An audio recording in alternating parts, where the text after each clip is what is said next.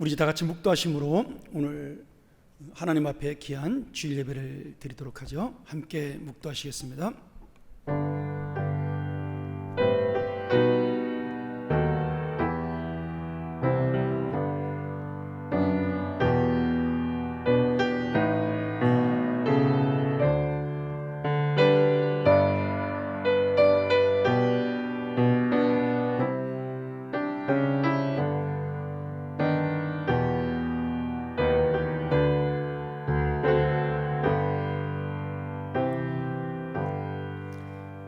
하나님께서 구하시는 제사는 상한 심령이라 하나님이여 상하고 통회하는 마음을 주께서 멸시하지 아니하시리이다. 주의 은택으로 시온의 선을 행하시고 예루살렘 성을 쌓으소서. 그때 주께서 의로운 제사와 번제와 온전한 번제를 기뻐하시리니 그때 그들이 숫소를 주의 제단에 드리리이다. 하나님 아버지 감사합니다. 한 주간도 우리의 마음과 우리의 몸을 지켜주시며 오늘 우리의 심령 속에 정말 상하고 통회하며 또 깨어지고 낮아진 심령으로 주 앞에 나와싸우니 다시 한번 주님의 은혜를 붙잡는 귀한 약속의 시간 될 수 있도록 도와주시고 능력의 시간 될 수 있도록 인도하시며 소망의 시간으로 붙들어 주시옵소서. 예수님의 이름으로 간절히 기원하옵나이다. 아멘.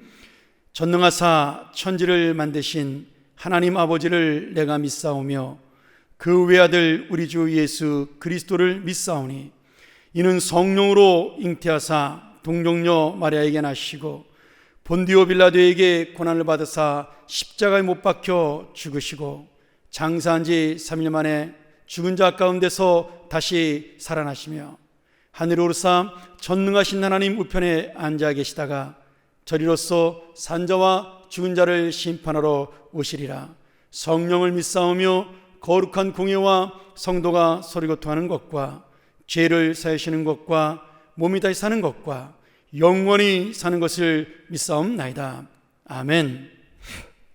우리 함께 주보에 나와 있는 성시교독 함께 나누도록 하겠습니다.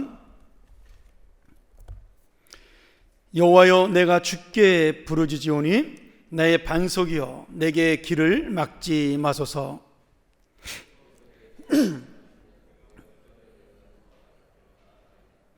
내가 주의 지성소를 향하여 나의 손을 들고 주께 부르짖을 때 나의 간구하는 소리를 들으소서. 악인과 악을 행하는 자들과 함께 나를 끌어내지 마옵소서. 그들은 그 이웃에게 화평을 말하나 그들의 마음에는 악독이 있나이다. 그들은 여호와께서 행하신 일과 손으로 지으신 것을 생각하지 아니하므로 여호와께서 그들을 파괴하고 건설하지 아니하시리로다. 여호와를 찬송하며 내 간구하는 소리를 들으시미로다. 여호와는 나의 힘과 나의 방패이시니 내 마음이 그를 의지하여 도움을 얻었도다. 같이 봅니다. 여호와는 그들의 힘이시오 그의 기름 부음 받은 자의 구원의 요새이시로다. 아멘. 우리 찬송가 539장 너 예수께 조용히 나가 찬양합니다.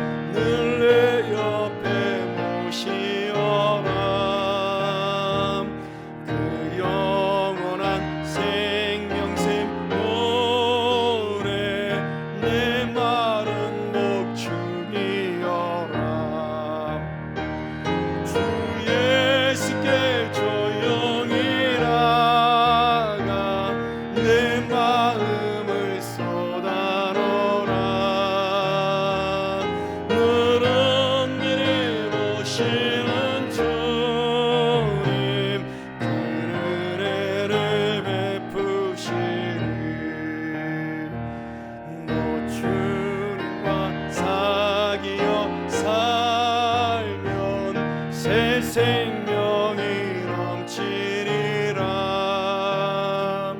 주 예수를 찾는 이 앞에 참 밝은 빛 비추어라.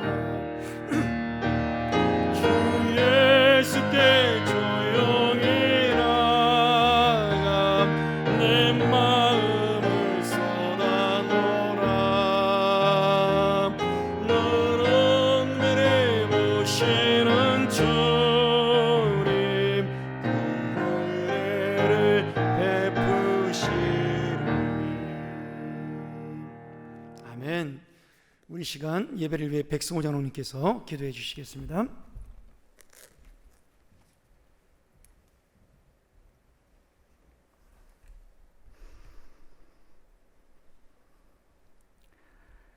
내가 사망의 음침한 골짜기를 다닐지라도 해를 두려워하지 않을 것은 주께서 나와 함께 하심이라. 아버지 하나님, 코로나19의 불안하고 두려운 상황이 몇 달간 지속되고 있지만 그래도 이제는 확산이 어느 정도 줄어들게 하심을 감사드립니다. 그동안 평안의 권속들을 주님이 눈동자같이 지키시고 보호하사 의로운 손으로 붙잡아 주시고 함께 하심을 감사드립니다. 이전에 값없이 누렸던 공예배와 소그룹 모임들이 다 중단되며 방송으로 주일 예배를 드리는 초유의 사태 속에서도 우리의 믿음이 흔들리지 않고 교회를 사랑하며 신앙을 지키게 하심도 감사드립니다. 저희들이 바벨탑을 높이 쌓으며 자랑하던 과학과 기술의 발전이 바이러스의 빠른 확산 앞에 무용지물이 되며 세상의 자랑들이 의미 없는 것들이 되었음을 고백합니다. 이 모든 문제 해결의 키를 오직 주님만이 갖고 계심을 믿으며 주님의 긍휼과 자비를 구하고 기다리는 저희들이 다 되게 하옵소서. 애굽에 내렸던 10가지 재앙을 다스리신 주님이 코로나 바이러스도 주관하실 줄을 믿습니다. 병든 이 땅을 고쳐 주시옵소서. 이 재앙이 멈춰지게 하옵소서. 속히 일상으로 돌아가 마음껏 예배드리며 찬양 드릴 수 있도록 회복시켜 주시옵소서. 평안의 온 성도들이 믿음으로 어려움을 이겨내며 정금같이 단단하여져 나오는 굳건한 믿음 공동체가 되기를 간절히 기도합니다. 무엇보다도 연로하신 성도님들과 환우들을 지켜주시며 저들의 신음과 기도 소리에 응답하여 주시옵소서. 이번 총선을 통해 나타난 결과들이 분열과 대립이 아닌 하나님과 국민들을 두려워하는 정치가 펼쳐져서 하나 되는 대한민국이 되어 재난을 극복하게 하옵소서. 교회와 성도들을 살피시고 돌보시느라 애쓰시는 담임 목사님과 부교역자들을 강건하게 지켜주시며 선교사님들의 힘든 상황들이 해결되게 인도하여 주시옵소서. 이제 말씀을 증거하실 담임 목사님에게 영적인 능력을 갑절이나 더하시어 성령 충만케 하사 능력의 말씀이 선포되게 하옵소서. 예배에 참여하는 성도들이 갈급한 심령으로 말씀을 받아 새로운 소망과 힘을 얻고 영육간의 위로를 받는 귀한 예배가 되게 하옵소서. 예수님의 이름으로 기도드립니다. 아멘.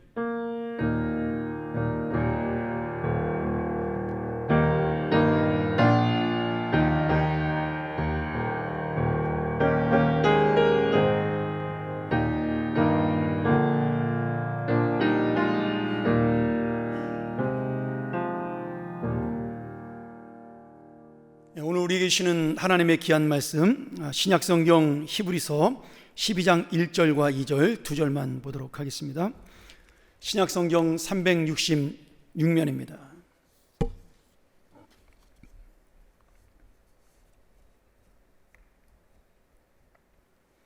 히브리서 12장 1절과 2절입니다. 우리 함께 가정에서도 이 말씀 같이 보면서, 우리 화면을 보면서 함께 봉독하도록 하겠습니다. 이러므로 우리에게 구름같이 둘러싼 허다한 증인들이 있으니 모든 무거운 것과 얽매이기 쉬운 죄를 벗어버리고 인내로써 우리 앞에 당한 경주를 하며 믿음의 주여 또 온전하게 하시는 이인 예수를 바라보자. 그는 그 앞에 있는 기쁨을 위하여 십자가를 참으사 부끄러움을 개의치 아니하시더니 하나님 보좌 우편에 앉으셨느니라. 아멘. 오늘 우리가 읽은 이 히브리서 12장 1절의 말씀이 그러므로라는 접속사로 시작을 하고 있습니다. 이러므로, 그러므로, 이런 접속사는 앞에 있는 문장, 다시 말하면 11장에 있는 내용들과 연결되어 나타내는 그러한 말씀이라고 볼 수가 있는 거죠. 히브리서 11장은 무엇입니까? 우리가 가장 잘 아는 믿음의 이야기라고 불리는 많은 믿음의 용사들을 소개하고 있는 그러한 말씀이죠. 잘 아는 대로 이 히브리서 11장에는 구약의 아벨로 시작해서 에녹, 노아, 아브라함, 그리고 그 안에 사라, 이삭, 요셉, 모세, 라합, 이어서 기드온과 바락, 삼손, 입다, 다윗왕, 사무엘 선자, 그리고 그의 이름은 나오지 않지만 주님의 믿음을 지키기 위하여 싸우고 또 고난당하고 순교했던 많은 성도의 모습들을 설명하는 것이 바로 히브리서 11장의 내용입니다. 저는 이 히브리서 11장을 읽으면서 은혜 받는 방법 중에 하나가 뭐냐면 이분들의 이름 대신에 내 이름을 그 속에 한번 집어넣어 보는 겁니다. 믿음으로 철수는, 믿음으로 순이는, 믿음으로 영영이는, 이런 식으로 자신의 이름을 집어넣어서 나는 과연 이 상황에서 이 믿음대로 살았던 사람인가, 그렇게 한번 점검하면서 이 히브리서 11장을 읽으면 굉장히 그 마음에 더 감동이 되리라고 믿습니다.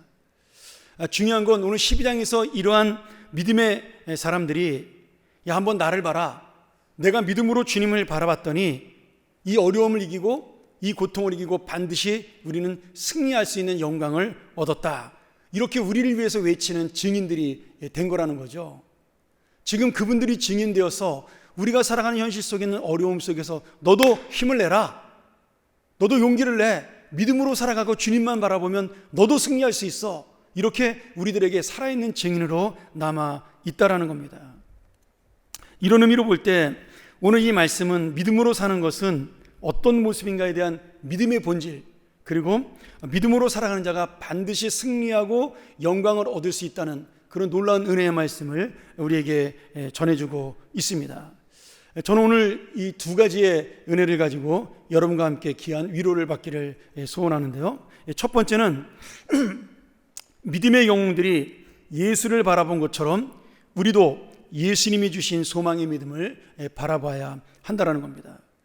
우리가 읽은 1절에 보면 모든 무거운 것과 얽매이기 쉬운 죄를 벗어버리고 인내로써 우리 앞에 당한 경주를 한다, 이런 말씀이 나옵니다. 이 재미있는 내용인데 이 지금 히브리서 기자는요, 이 말씀을 운동 경기에 비유해서 우리의 신앙생활을 이야기하고 있습니다. 여기에 무거운 것이라는 것은 원래 의미가 이 움코스라는 말인데, 운동선수가 달리기 할 때 그를 뛰는데 힘들게 하는 무거운 짐이나 또는 체중이 많이 불어서 내 몸이 무거워져서 잘 달리게 하지 못하는 것을 의미하는 그런 단어입니다. 또한 얽매이기 쉬운이라는 말은 유피리스타토스라는 헬라어인데 달려가는 선수를 방해하는 장애물, 이런 의미를 가지고 있습니다. 그리고 마지막에 나와 있는 죄라는 단어는 우리가 잘 아는 단어죠. 하마르티아라는 단어인데 관역에서 벗어났다, 이런 의미니까 지금 달리게 하는 선수가 자기의 라인을 벗어나는 것을 의미하는 겁니다. 다른 데 현혹이 돼서. 그리고 어떤 특정한 이 죄라는 단어는 뭐 도둑질이나 사기처럼 한 그런 죄를 말하는 것이 아니라 우리 인간이 이길 수 없는 연약한 부분들, 뭐 그것이 뭐 개인의 특정한 죄든 아니면 마음에 품고 있는 실망이나 낙심감이든 그 모든 것들을 포함하고 있는 그러한 우리를 방해하는 장애물들을 가리키는 단어입니다.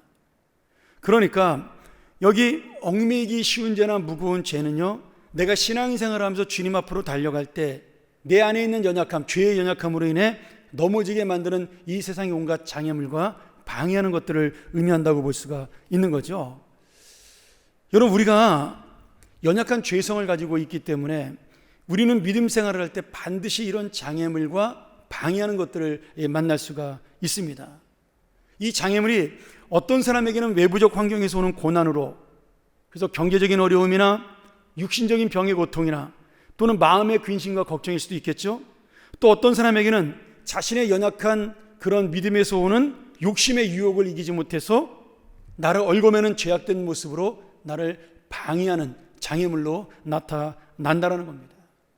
그런데 놀라운 건 말이죠, 이 장애물이 단순히 나만 얽어매고 나만 무겁게 하는 것이 아니라 11장에서 우리가 볼 수 있는 많은 믿음의 사람들, 그 믿음의 선배와 영웅들도 똑같이 이 장애물 속에 믿음 생활을 했다라는 거예요.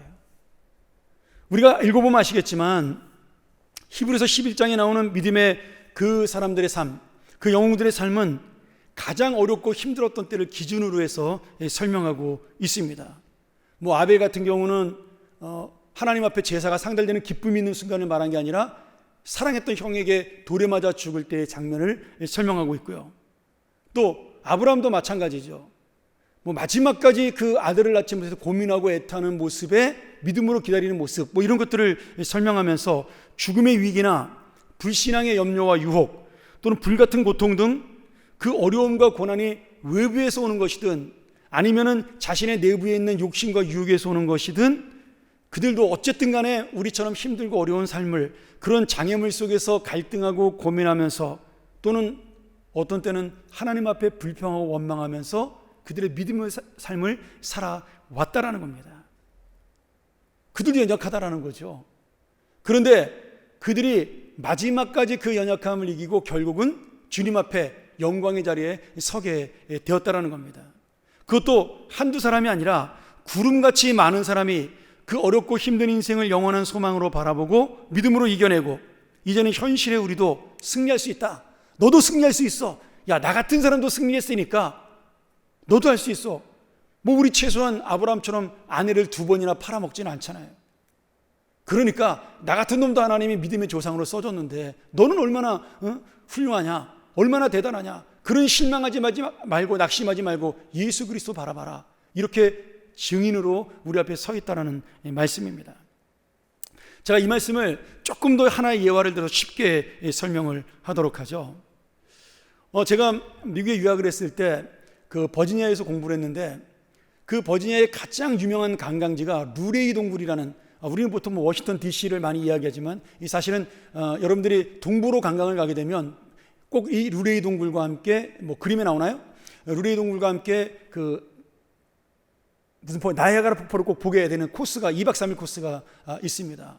근데 사람들은 이 루레이 동굴은 굉장히 정말 아름답습니다. 뭐 우리나라에 있는 동굴들하고 비교할 수 없을 만큼 크고 아름다운데 이 루레이 동굴을 보는 것만으로도 만족하고 가는 사람들이 많은데 사실은 그 옆에 아이들, 거기에 관광 온 자녀들을 위해서 가든 메이지라는 미로 숲속이 있습니다. 큰 건 아니고 조그마한 미로 숲속인데 이게 이제 어린아이를 데리고 온 부모들이 그곳에 가서 길을 찾아서 마지막에 나오면 뭐 이렇게 선물 하나, 사탕 하나씩 주는 그러한 미로입니다. 그림에 보시면 알지만 미로가 그 내 키보다 높은 숲으로 쌓여 있기 때문에 길을 찾는 게 쉽지 않습니다. 그래서 한 6번 정도 착오를 일으켜서 다른 길로 가다가 한 6, 7번 실수하면 마지막에 목적지에 도착할 수 있도록 그렇게 코스를 만들어 놨어요. 통과하는데 한 40분에서 1시간 정도, 빨리 통과하면 3, 40분, 늦게 통과하면 1시간 정도 걸리는 그런 코스입니다. 근데 잘못된 길로 들어가면 거기 뭐라고 표지판에 되어 있냐면 막아놓고 다른 길로 가라 이렇게 되어 있습니다. Go the other way 이렇게 되어 있어요. 그래서 그렇게 6번을 걸치고 나면 이제 마지막 그 통과하는 길로 갈 수가 있는 거죠. 근데 그 통과하고 난 다음에 밖에 나가면 이 미로를 크게 이렇게 지도로 만들어서 공중에서 찍은 사진이 있습니다. 그 나중에 통과하고 난 다음에 밖에 나가서 그 미로에 공중에서 찍은 그 사진, 위에 아마 그 사진이 보일 텐데, 그 사진을 보면 별거 아닌 길이었는데 우리가 거기서 헤맸다라는 거죠. 나중에 생각해 보니까 야, 이거 아무것도 아닌 길이었구나. 그때는 막 덥고 땀나고 잘못 들어간 길 때문에 짜증나고 어느 길로 가야 되지 막 애들하고 헤매고 그랬는데, 나오고 위에서 바라보니까 아무것도 아니라는 겁니다. 여러분, 지금 이것이 바로 믿음의 영웅들이 우리에게 주어지는 증거라는 거예요. 증인이라는 거예요. 그분들이 살 때 힘들었어요. 어떨 때는 물질로 힘들게 됐고, 사람이 힘들게 됐고, 고난이 힘들게 됐고, 뭐 굉장히 어려움들을 많이 겪었습니다. 근데 다 마치고 난 다음에 하나님의 나라에서 그 인생을 돌아보니까 그것이 아무것도 아닌, 정말 그 미로와 퍼즐을 통과한 별거 아닌 길이었다라는 거예요. 그러면서 우리에게 야, 내가 경험해 보니까 아무것도 아니야. 너 지금 힘들어? 어려워? 죽겠어? 걱정하지 마. 하나님이 너와 함께 하고 있고, 네가 믿음으로 예수님을 바라보고 나가면 이거 금방 끝난다. 지금 땀나고 어렵고 힘들지만 금방 끝나. 조금만 참아. 그리고 네가 나온 다음에 그거 보면 아무것도 아닌 거라는 걸 알 수 있을 거야. 웃으면서 어이가 없는 웃음이 나올 거야. 그렇게 지금 우리에게 증거하는 증인으로 남아 있다는 거죠. 그리고 우리를 응원해 주고 있는 겁니다. 힘내라, 힘내라. 나도 거기서 힘들었어. 그런 길에서, 그런 고통에서, 그런 염려에서, 그런 걱정에서 나도 고민했었어. 나도 실망했어. 나도 낙심했어. 나도 불평했어. 나도 원망했어. 그런데 말이야, 하나님은 나를 끝까지 잡아주더라. 그러니까 힘내서 와라. 지금 이렇게 우리를 응원해 주고 있다라는 거죠. 사랑하는 여러분, 오늘 우리의 길이 그렇다라는 겁니다. 내가 지금 이 가는 길이 앞이 보이지 않고 답답해서, 정말 코로나19도 마찬가지잖아요. 언제 끝날지 모르는 이 길을 우리가 가고 있습니다. 2주만 지나면 예배드릴 수 있을까? 2주만 지나면 예배드릴 수 있을까? 그렇게 온 게 벌써 2달이 되었습니다. 물론 우리가 다음 주부터는 예배는 시작이 되지만 아직도 코로나19는 끝나지 않았잖아요. 어떤 학자가 그런 이야기를 하더라고요. 코로나19는 정복할 수 없는 신의 재앙이다. 그러니 그것을 따로 떨어뜨리지 말고 그냥 내 집에 있는 가족처럼 우리가 그것을 달래가며 살아야 된다. 그렇게 표현을 했습니다. 그분 말을 바꿔보면, 그 의사 선생님 말씀을 바꿔보면 뭐예요? 그냥 고혈압이나 당뇨나 뭐 아니면 병을 가지고 있는 것처럼 그냥 어떨 때는 그것 때문에 힘들어도 자꾸 우리가 적응해서 견뎌나가는 수밖에 없다. 이렇게 설명을 하고 있습니다. 변종 바이러스이기 때문에 백신이나 그 바이러스약이 개발돼도 완벽하게 치료가 불가능하다는 뜻으로 이야기를 한 거죠. 근데 여러분, 지나고 나면요, 아무것도 아니라는 겁니다. 힘들고 어려웠지만 저는 그래요. 우리가 이 코로나19를 지나고 한 3개월만 지나, 한 2달만 지나도 그런 적이 있었나? 그냥 추억거리가 될 수밖에 없습니다. 우리 메르스, 사스 때문에 고생 많이 했잖아요. 걱정 많이 했잖아요. 여러분, 메르스, 사스가 언제 일어났는지 기억하십니까? 잘 못하잖아요. 그냥 있었나 보다 그렇게 넘어가는 거죠. 제가 또 재밌는 얘기 하나 할까요? 우리 지금 교회 공사가 거의 막바지에 이르고 있습니다. 이제 엘리베이터도 이제 한 2주 정도 걸리면 완성이 될 것 같고, 여러분들이 5월 둘째 주부터는 이제 공식적으로 사용할 수 있는 그러한 좋은 일이 일어날 것 같아요. 사실 굉장히 많은 돈을 들여서 교회를 바꿔놨습니다. 근데 와서 보면요, 여러분 이제 2달 만에 교회 와서 보면 원래부터 우리 교회가 이런 거라고 생각이 들 거예요. 뭘 바꿨는지 정말 유심히 하나하나 살펴보지 않으면 거의 모릅니다. 여러분, 그것이 이 건물이 새로 지은 것이 아니라 부분 수리했기 때문에 그런 것도 있지만, 우리의 기억력, 우리의 생각이 바로 그렇게 작다라는 거예요. 연약하다라는 거예요. 어떤 면에서는 좋은 거죠. 고통을 금방 잊어버리니까. 근데 정말 가장 중요하게 우리가 이 고통을 잊는 것은 하나님의 은혜로 이 모든 것을 이겨나갈 수 있다는 믿음과 소망을 가지고 있기 때문에, 이것이 별거 아니다라고 느끼는 그 순간에 이것은 그냥 잊어버릴 수 있는 그러한 작은 염려에 불과하게 되는 겁니다. 지금 믿음의 조상들이 히브리서 11장에 나오는 믿음의 영웅들이 우리에게 그 말씀하고 있는 거예요. 야, 이거 아무것도 아니야. 지나고 나면 그저 추억거리야. 아니면 저 한순간 일어났던 잊어버릴 만한 그런 기억에 불과해. 우리에게 남는 것은 오직 나와 하나님이 함께 하시는 것뿐이었어. 이렇게 우리에게 지금 격려하고 있다라는 거죠. 그러니 여러분, 오늘 우리도 이 증인들의 믿음을 따라, 우리 믿음의 영웅들의 그 하나님의 함께 하신 그 역사를 따라 우리도 오늘은 어렵지만 날마다 함께 승리하면서 미래의 승리를 미리 맛보는 우리 귀한 주님의 사람들이 되기를 주의 이름으로 간절히 축원합니다. 두 번째로, 십자가의 고난과 죽음에서 승리하신 생명과 영광의 주 예수를 바라봐야 합니다. 자, 사실은 이 두 번째도 굉장히 중요한데요. 우리 2절 말씀을 다시 한번 볼까요? 이번에는 조금 쉽게 세 번역으로 제가 한번 읽겠습니다. 믿음의 창시자요 완성자이신 예수를 바라봅시다. 그는 자기 앞에 놓여있는 기쁨을 내다보고서 부끄러움을 마음에 두지 않으시고 십자가를 참으셨습니다. 그래서 그는 하나님의 보좌 오른쪽에 앉으셨습니다. 여러분, 이 말씀 속에요, 정말 중요한 단어 하나하나가 얼마나 우리의 마음을 기쁘게 하는지 몰라요. 여기 바라보다라는 단어, 믿음의 창시자의 완성자라는 단어, 또 주님이 주시는 우리 앞에 있는 기쁨이라는 단어, 부끄러움이라는 단어, 십자가, 하나님의 보좌 오른편, 이 단어 하나하나가요 우리에게 주는 은혜가 너무나 놀랍습니다. 다 살펴볼 수 없지만 오늘 가장 중요한 건 뭐냐면, 내가 믿음으로 살아갈 수 있는 가장 최고의 증거요, 히브리서 11장에 나오는 모든 믿음의 영들 다 합친 것보다도 더 위대하신 증인의 이야기가 오늘 분명하게 나오는데, 그분이 누구예요? 바로 예수 그리스도라는 증인입니다. 그분의 고난과 그분의 영광이 우리에게 증거가 되고 증인이 되어 미래의 기쁨, 미래의 승리, 미래의 영광을 맛볼 수 있다는 거예요. 이 영광의 열매가 수많은 믿음의 영웅들이 인내하고 힘든 인생의 경주에서 승리할 수 있는 원동력이요, 또한 지금 살아가는 우리 현실의 소망이기도 한 거죠. 예수님은 오늘 이 말씀대로 한다면 미래의 기쁨과 부활의 영광을 알았기 때문에 현실의 고통인 십자가의 죽음을 참으셨고, 결국은 하나님의 약속대로 가장 높은 영광의 자리에 올라가게 되었다라고 말씀하고 있는 겁니다. 그리고 그 놀라운 약속의 말씀, 우리를 향한 그 영광의 자리가 우리를 위해서도 준비되었다, 구약에 있는 수많은 사람들을 위해서도 준비되었고 너희들을 위해서도 준비되었다라고 말씀하고 있다라는 거죠. 근데 우리가 중요한 게 하나 있습니다. 여기서요, 11장에 소개되고 있는 믿음의 영웅들의 그 믿음이 율법적인 신앙을 실천했기 때문에 하나님께 인정받은 것이 아니라는 사실을 예수님을 통해 지금 보여주고 있습니다. 자, 예를 들어 이런 거죠. 아브라함이 100세의 아들을 낳을 때까지 믿음으로 실망하지 않고 기다렸기에 그 복을 받았구나, 이렇게 생각할 수 있습니다. 틀린 건 아니지만 신앙적으로 맞지 않다는 거예요. 노아는 사람들의 죄악 가운데도 홀로 주님 말씀에 순종하여 방주를 지어 온전한 사람이 되어 구원받았구나. 모세는 이집트의 왕자 자리를 거절해서 그렇게 믿음의 지도자가 될 수 있구나, 이렇게 우리가 오해할 수 있다는 거예요. 물론 눈에 보이는 결과로 볼 때는 그것이 틀린 이야기가 아닙니다.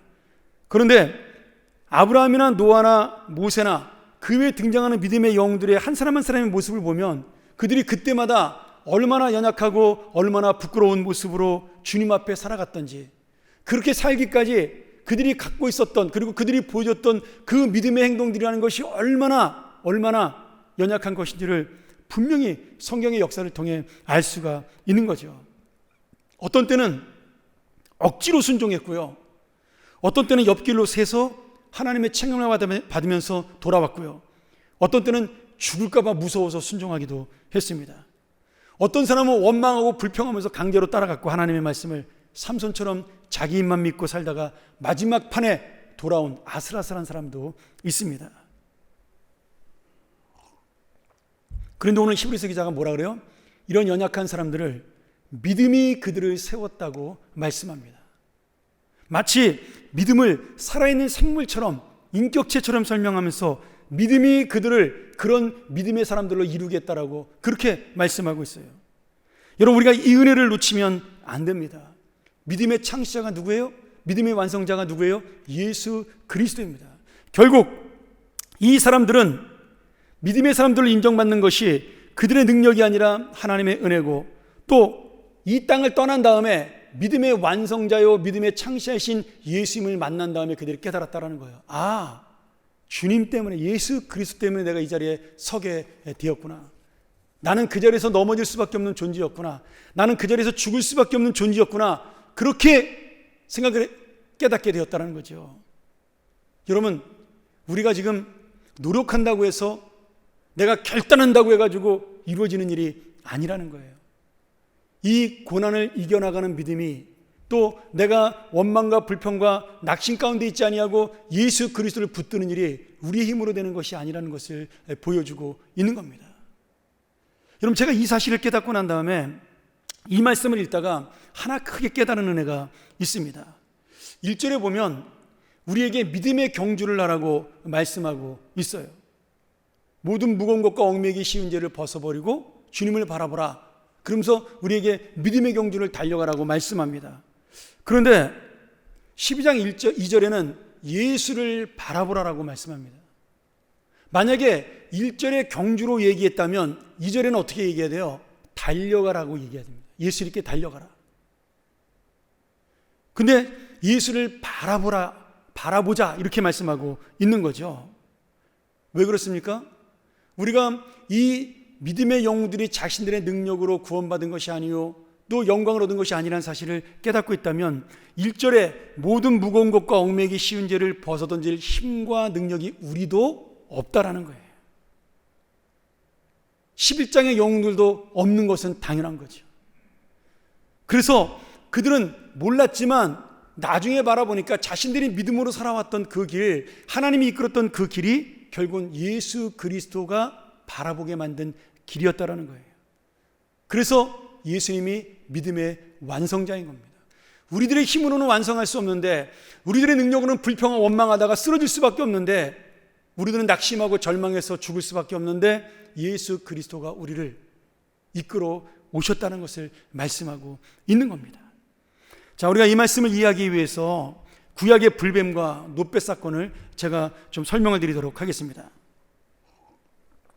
민수기 21장 6절과 민수기 21장 8절을 우리가 한번 같이 화면을 보면서 말씀을 보도록 하죠. 먼저 6절입니다. 여호와께서 불뱀들을 백성 중에 보내어 백성을 물게 하심으로 이스라엘 백성 중에 죽은 자가 많은지라. 자, 8절 하나 봅니다. 여호와께서 모세에게 이르시되 불뱀을 만들어 장대 위에 달라 물린 자마다 그것을 보면 살리라. 이스라엘 백성들이 광야를 빨리 통과하지 아니하고 돌아가게 한다고 하나님의 뜻을 모르니까 막 불평하고 원망을 했어요. 근데 이 불평과 원망이 반역으로까지 나아가려고 했습니다. 그때 하나님이 그들을 보고 분노하셔서 그들에게 불뱀을 보내서 그 불평과 원망하는 자들 전부 다 물게 하셨습니다. 그러니까 그 불뱀의 독으로 다 죽게 된 거죠. 이때 백성들이 하나님의 뜻을 깨닫고는 하나님 잘못했습니다, 용서해 주세요, 살려주세요라고 하나님 앞에 회개하고 돌아오니까 하나님이 모세에게 뭐라고 시켰어요? 너 저 장대에다가 놋뱀을 만들어서 달아라. 그러면 그것을 바라보는 자마다 살리라. 이렇게 말씀을 하셨어요. 그리고 실제로 그 놋뱀을 바라봤던, 장대에 매달린 놋뱀을 바라봤던 수많은 불뱀에 물린 사람들은 전부 살아나게 되었습니다.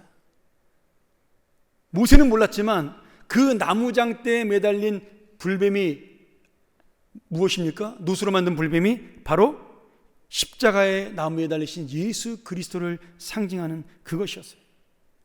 지금 이스라엘 백성들의 죄로는 불뱀에 물린 독을 자기들의 힘으로 해결할 수가 없습니다. 죽을 수밖에 없는 거죠. 그런데 예수 그리스도인 그걸 상징되는 놋뱀을 바라보게 하는 하나님의 은혜가 그들의 병을 전부 다 낫게 했습니다. 오늘 여러분, 우리 인생이 나을 수 있고 회복할 수 있는 길이 무엇이에요? 결국은 우리 지난주 제가 설명을 드렸지만 부활? 다시 살아나는 거? 나사로가 다시 살아나는 거? 그까짓 거 아무것도 아닙니다. 왜요? 나사로 다시 죽거든요. 나사로가 10번을 살아나도 또 죽습니다. 그게 인간이라는 거예요.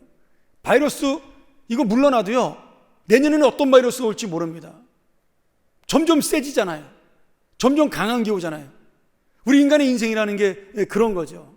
그러니까 지금 우리의 힘으로는 결코 이 세상을 이길 수 없다라는 것을 말씀하고 있는 겁니다. 이 세상을 이기는 것은 오직 하나님의 은혜로 우리가 저 나무장대에 매달린 놋뱀을 바라보는 것, 나무 십자가에 매달리신 예수 그리스도, 우리를 위하여 죽으신 예수 그리스도를 바라보는 것, 이것이 바로 믿음의 완성이요, 인생의 회복이요, 그리고 우리에게 마지막 주어질 하나님의 영광이라는 뜻입니다. 오늘 우리는 얽매이기 쉬운 죄를 이기지 못하고 그 장애물 앞에서 불평만하는 존재입니다.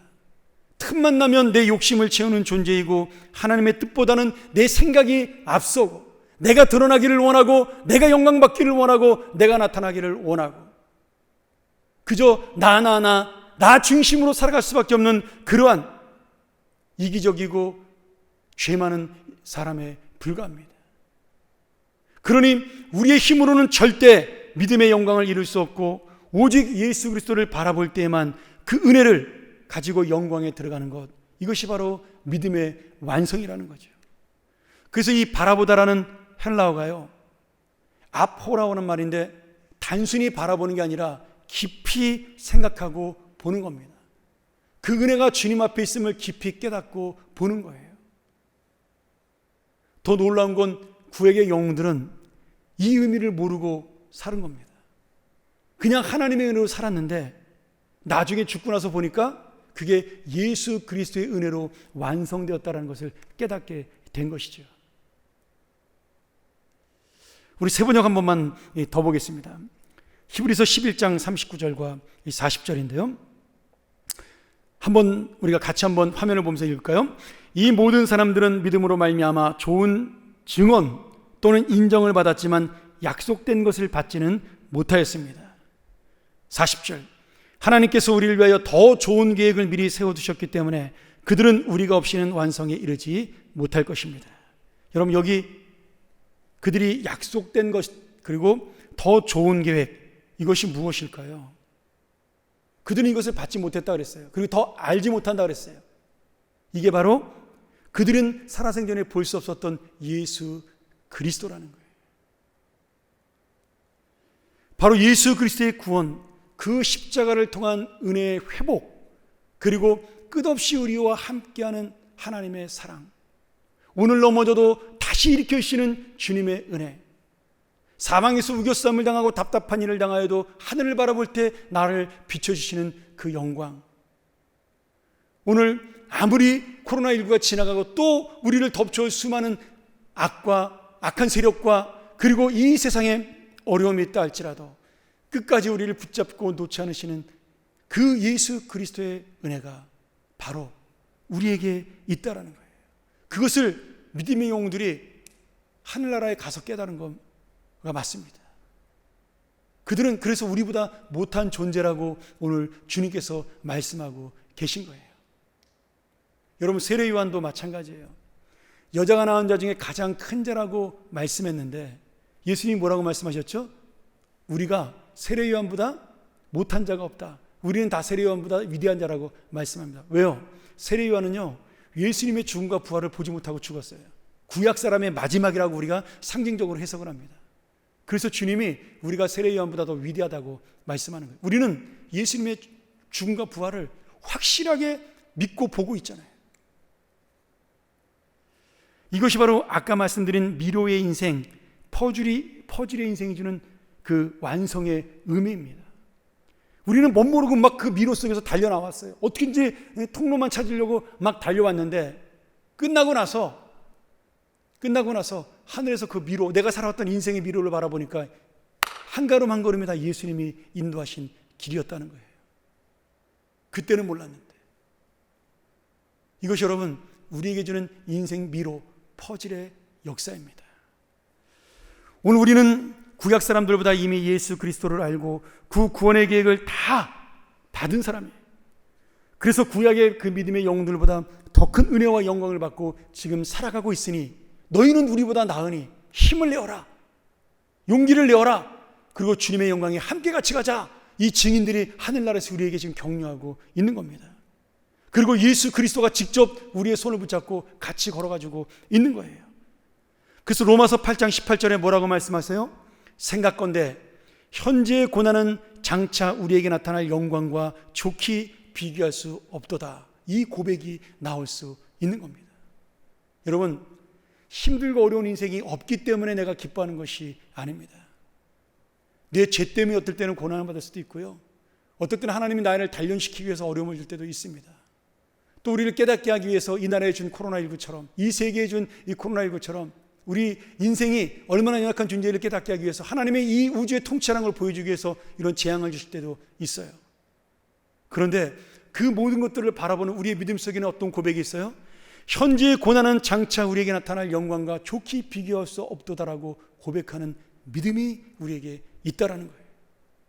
그럼 이 믿음은 어떻게 나오는 겁니까? 오늘 이 말씀, 나는 바라볼 수밖에 없는 그런 무능한 자인데, 달려갈 수 있는 힘조차도 없는 그런 연약한 자인데, 주님만 바라봤더니, 그 노뱀만 바라봤더니 오늘 주님이 나를 회복시키고 일으켜 주셨구나. 이제는 내가 달려나가 주님의 십자가를 붙들 힘을 주셨구나. 여러분, 달려나가 세상을 붙잡는 게 아닙니다. 이 재앙이 끝나고 나면 우리가 달려나가 내 마음대로 사는 것이 아니에요.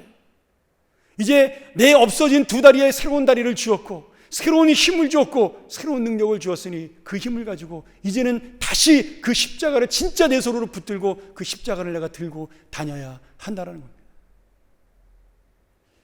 말씀 정리하죠. 사랑하는 여러분, 우리는 이미 예수님이 당하셨던 십자가의 고난과 고통을 알고 있습니다. 또한 예수님이 고난과 죽음을 이기고 부활하심으로 하나님과 함께 영광의 왕이 되셨다는 사실도 알고 있어요. 우리는 또한 나의 고난과 어려움 역시도 주님의 은혜로 믿음의 완성과 영광으로 끝날 것을 알고 있습니다. 근데 우리는 연약하기 때문에 알면서도, 깨달으면서도 현실의 아픔 속에 또 실망하고 또 낙심하고 또 넘어질 때도 있습니다. 이것이 우리의 아픈 실상이고 우리의 연약한 현실이죠. 이것이 내 믿음의 모습입니다.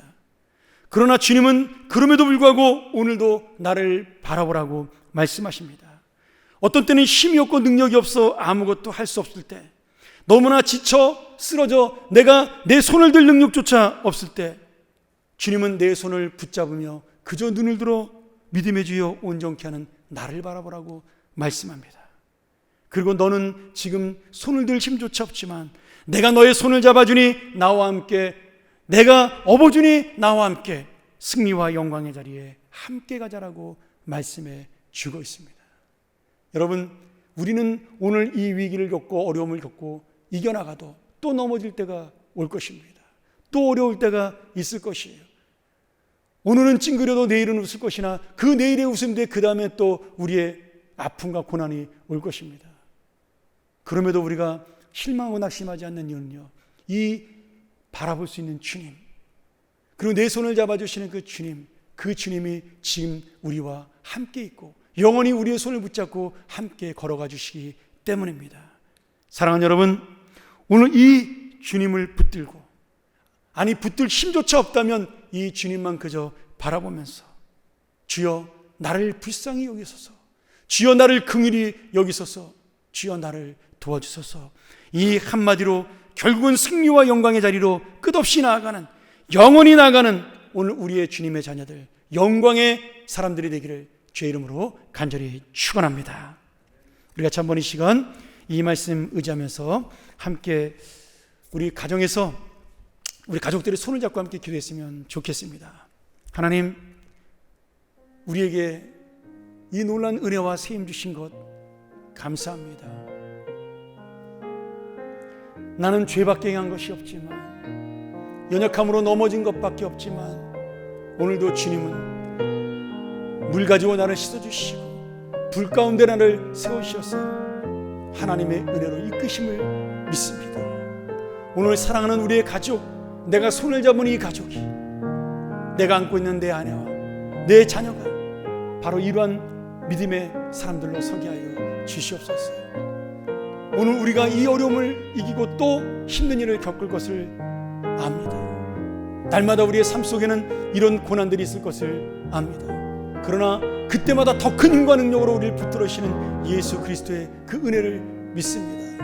바라볼 힘조차 없지만 오직 주님이 내 손을 잡아주시고 내 눈을 맞춰주셔서 바라보게 만드시는 주의 은혜를 믿습니다. 주여 오늘 함께하여 주시옵소서. 우리가 한번 통성으로 이 시간 기도하겠습니다. 하나님 아버지 감사합니다. 오늘도 이 말씀 속에 우리의 마음을 찾아오시고 오직 믿음의 주여 온전케 하시는 이 예수 그리스도를 바라보고 우리 마음속에 힘들고 어려웠고 낙심하고 절망했던 모든 것들을 벗어버리고 오직 주님만 바라보게 하여 주시옵소서. 주님을 바라볼 힘조차 없다면 주님이 우리를 찾아오셔서 우리의 손을 붙잡아 주시고 우리를 안아주시고 업어주시고 주님과 함께 주님이 준비하신 영광의 길, 예비하신 아버지의 길, 하나님의 길로 갈 수 있도록, 하나님의 완성으로 갈 수 있도록, 하나님의 영광으로 갈 수 있도록 우리의 삶을 인도하시고 우리의 가정을 붙들어 주시옵소서. 아버지 하나님, 오직 주님만 바라봅니다. 오직 주님만 의지합니다. 주님만 우리가 붙들고 주님이 찾아와 주시옵소서.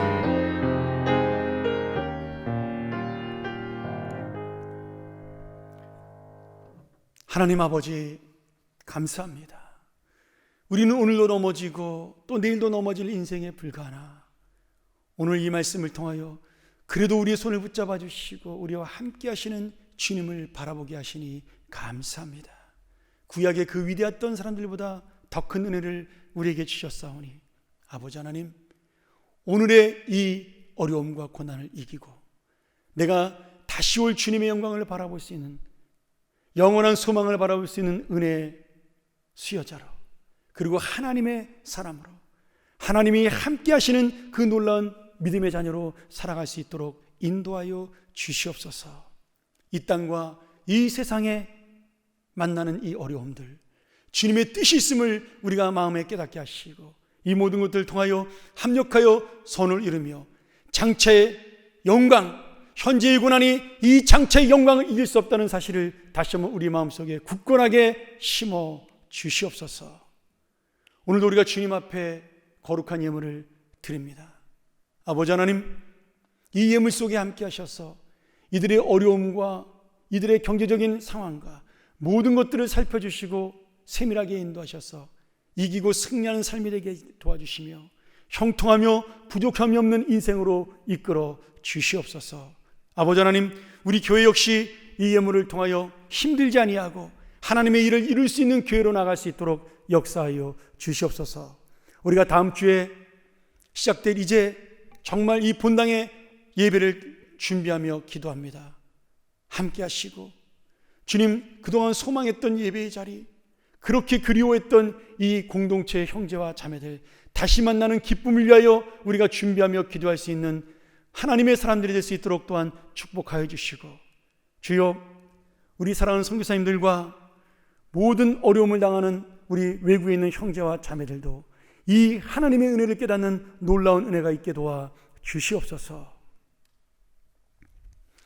지금은 우리의 영원한 생명이시며 소망 되신 예수 그리스도의 은혜와 하나님 아버지의 높고 크신 사랑과 성령님의 함께 하시며 도우시며 위로하시는 역사가 오늘 온전케 하시는 믿음의 주 예수 그리스도를 바라보는 우리 사랑하는 하나님의 자녀들 머리 위에, 저들의 가정과 직장과 사업과 자녀들과 학업과 그리고 어려움을 당한 그 경제적 상황 위에, 또한 우리 아픔 속에 주님의 말씀을 사모하는 환우들의 머리 위에, 우리 답답하게 집에 있으나 하나님의 믿음으로 살아가는 우리 어르신들의 그 인생 위에, 선교사님들의 귀한 사역과 건강 위에, 이 아픔 속에도 치료받지 못하는 이 세상의 수많은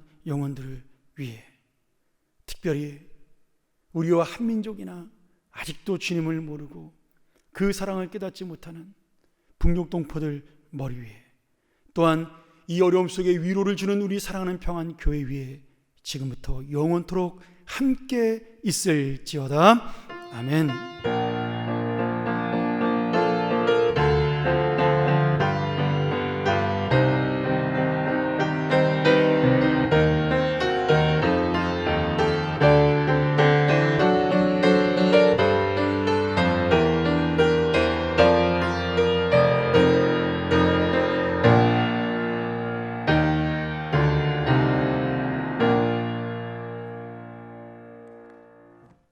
감사합니다. 우리 이상으로 인터넷 예배를 마쳤고요. 우리 가정에서도 한번 옆에 있는 우리 가족들하고 같이 인사했으면 좋겠습니다. 예.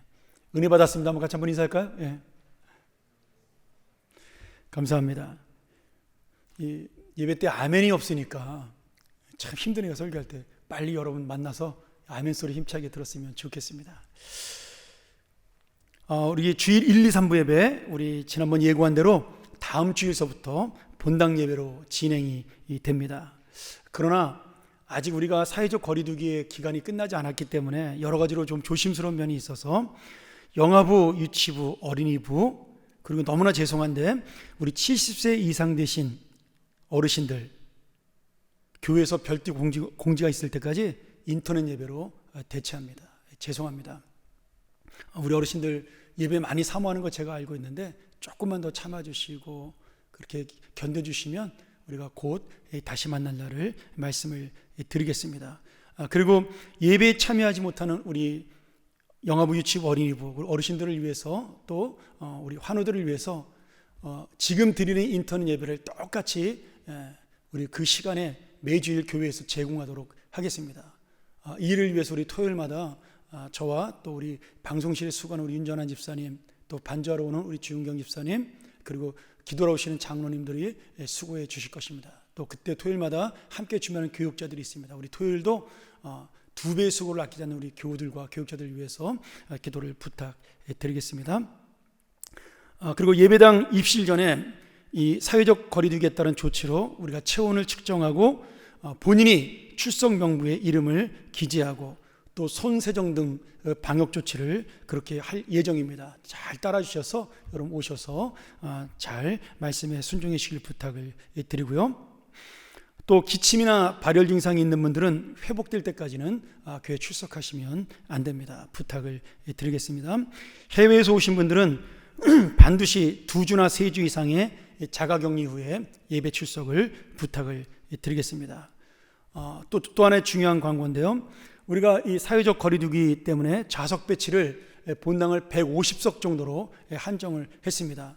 한 사람당 1m씩 떨어져 앉기 때문에 한 의자에 2명 내지 3명밖에 앉지 못하게 좌석을 배치하고 그 앉은 좌석의 표시를 저희가 다 해놓을 예정입니다. 우리 그 표시에 따라 앉아주시고요. 되도록 예배를 위해서 앞자리부터 한 사람 한 사람씩 채워서 꼭 앉아주시기를 부탁을 드리고 우리 교육자들과 안내위원들의 안내에 따라서 철저하게 순종해 주시면 감사하겠습니다.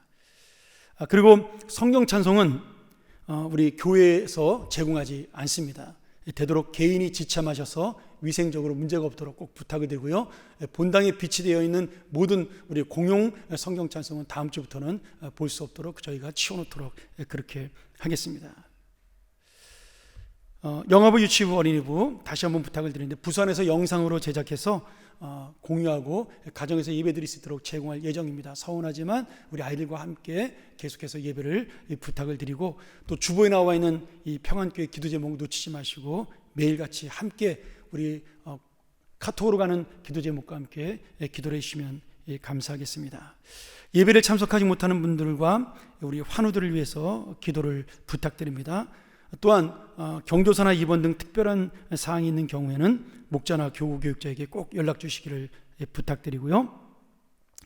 교회에서 점심 식사가 제공되지 않습니다. 그래서 1, 2, 3부 예배를 제외하고 전 모임을 저희가 금지합니다. 예배가 끝난 다음에는 그냥 눈으로 인사하시고 바로 가정으로 돌아가시기를 부탁을 드리겠습니다. 그리고 뭐 중요한 건 아닌데요. 제가 186회 평양노회에서 부서기 임원으로 선임이 되었습니다. 뭐 부서기는 별로 그렇게 크게 하는 일은 없지만 그 노회를 위해서 또 저희가 열심히 할 수 있도록 부탁을 드리겠습니다. 예, 감사합니다. 우리 이상으로 모든 예배 마치고요. 우리 또 함께 가정에서 즐거운 점심 나누면서 말씀을 가지고 함께 은혜 나누는 귀한 가정들이 되기를 소원합니다. 감사합니다. 모두 마치겠습니다.